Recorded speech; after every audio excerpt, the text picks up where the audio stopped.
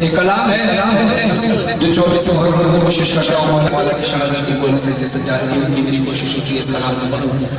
ये कलाम जनाब मौला के मंजूर नजर नौ खान जनाब हसन सादी साहब ने पढ़ा है और यकीन मुझसे बहुत अच्छा पढ़ा है।